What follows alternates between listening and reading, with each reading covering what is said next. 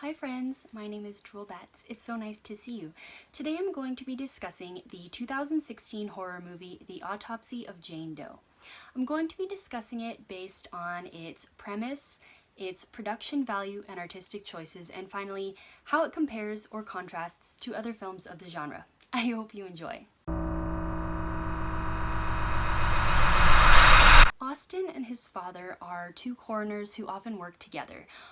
Late at night, one night, Austin is getting ready to go on a date with his girlfriend, but at the last minute, he and his father get a last-minute body that showed up. It's of a young woman with no identification, and the police chief says, "I recovered this body from the site of a terrible homicide, and I need you guys to find out the cause of death, as soon as possible. I need it by morning." So Austin is very disappointed that he now has to skip his date with his girlfriend, but he stays with his father, and they start dissecting this body. But the body looks like it's in very good condition, like it just died. However, when Austin opens up the eyes, like the eyelids, the eyes are super clouded over, which is a sign that a body has been typically dead for several days at least. As they begin looking at this body, they notice that the wrists are broken terribly, even though there aren't too many marks around the wrists.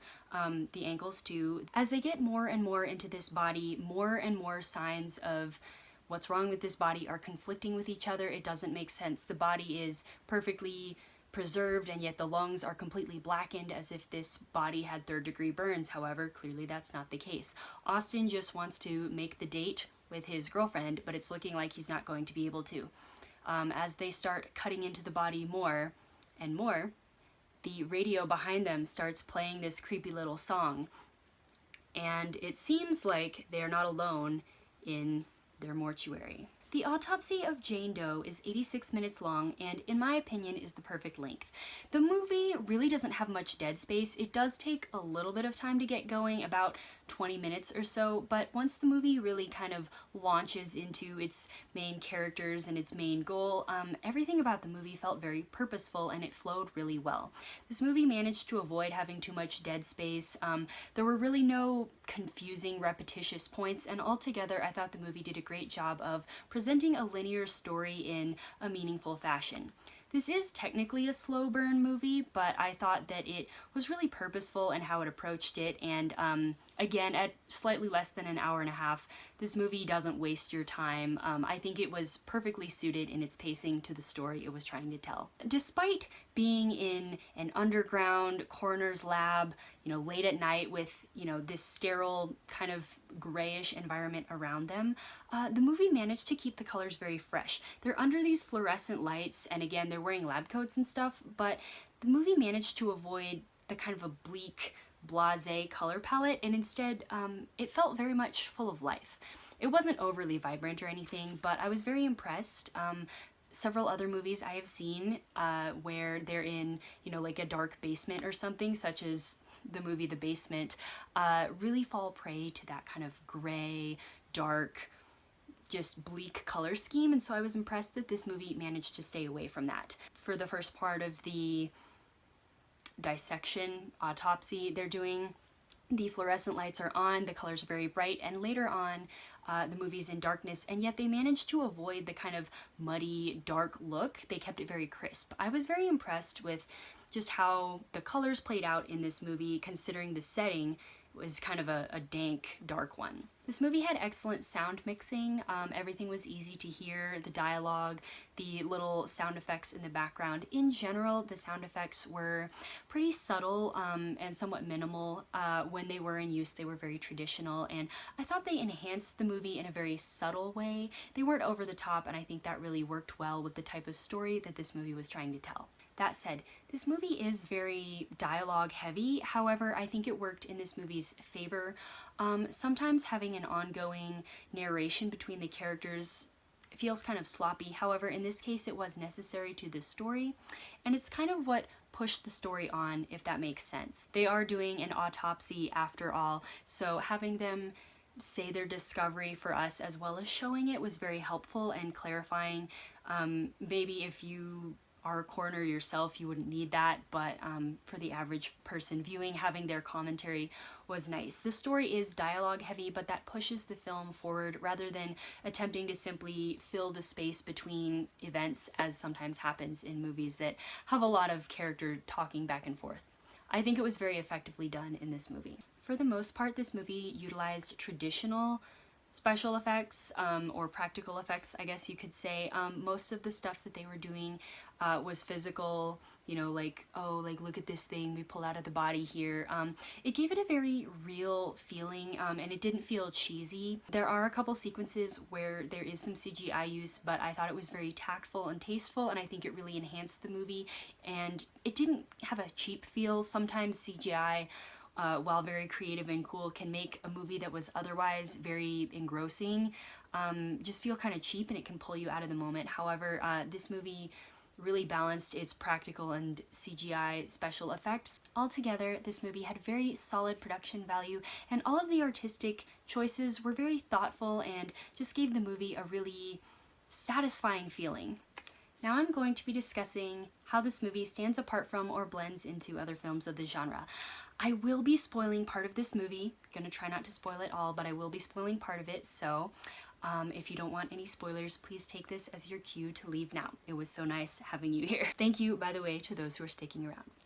As they are getting deeper and deeper into this autopsy of Miss Jane Doe here, Austin is of course getting a really weird feeling, and his father seems to be taking it in stride.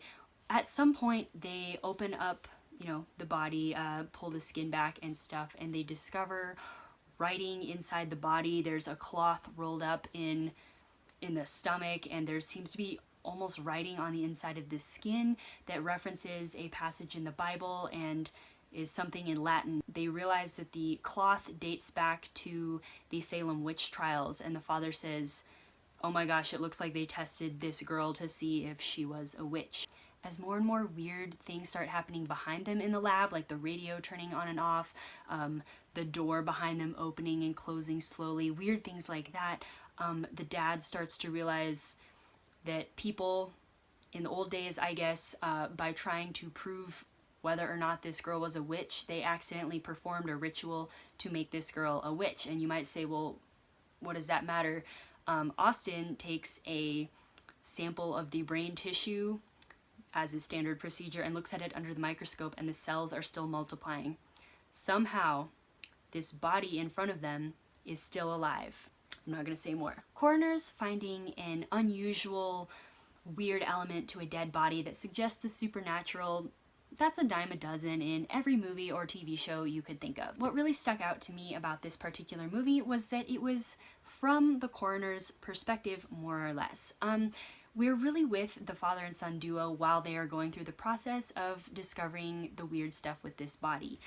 Most TV shows, you know, Criminal Minds, Longmire, literally any other movie you can think of, TV show, movie, whatever, utilizes a coroner when there's a weird body. However, the coroner is like summarizing to a police officer or a detective, and then the detective is like, well, that's weird, and kind of runs off with it. And that's great. That's great. It was really kind of cool to see the coroners have their day in this, though, and kind of watch them go through the process. Movies that are very heavily dialogue based are not always successful, just because it can be easy to, I guess, talk too much and kind of just take the suspension away from the movie. They really managed to balance the coroners having a true conversation with each other about what they were doing rather than just awkwardly summarizing for us, so it felt very natural, and it just really pushed the movie along in a good way. A lot of times in movies where the coroners have their little second to say their spiel, it's just showing them talking to the detective. I'm a big fan of Criminal Minds, and anytime the crew are talking about a serial killer or the body or whatever, it usually just pans from different person to different person saying their bit, and that's, you know, that's great. But I thought the way that this movie balanced the push of the dialogue pushing the movie forward as well as the visual stuff happening was really great. It was a very suspenseful and creepy movie because they pushed that along.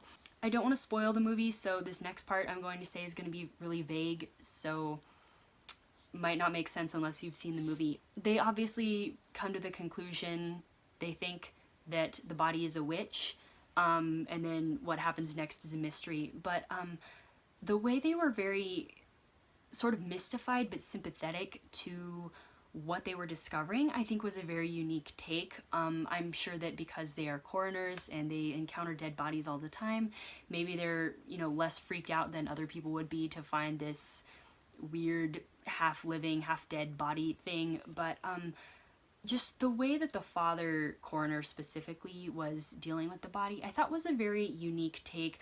Rather than reacting with intense fear or something, it was almost like sympathy, like, ah, this poor girl, if that makes sense. And I just thought that that was kind of a unique angle to bring to the story. The thing that I enjoyed was just the small details of this movie. At one point, the father is talking about putting a bell on the toes of the dead bodies, because in the old days they couldn't tell if you were dead or in a coma, so if the bell rung, it was supposed to let you know that they were still alive or whatever. The process of, like, you know, zooming in on certain features, it was just really fun to see the details in this movie.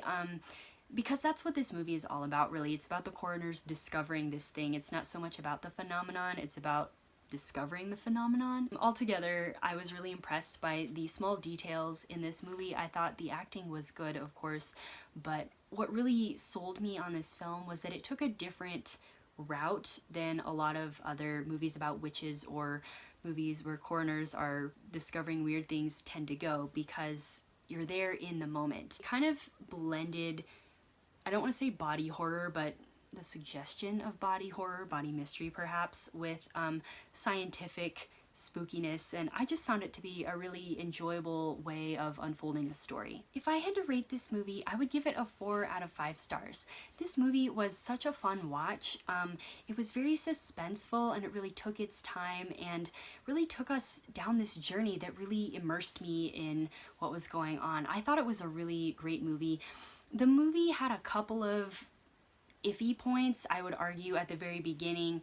Again, it kind of took its time warming up. It was about 20 minutes or so before we really got into the good stuff. And then at the end, the ending had a point of confusion for me that I think could have been handled a little bit differently. But the movie is not really about the conclusion. It's about the journey, and oh, what a fun journey it was. Thank you so much for watching this review. I hope that it was interesting for you, and I hope that it was helpful for you.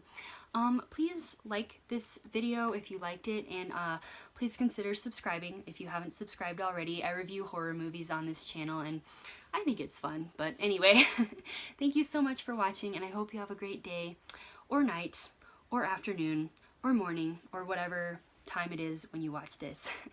Thank you so much for watching. Bye!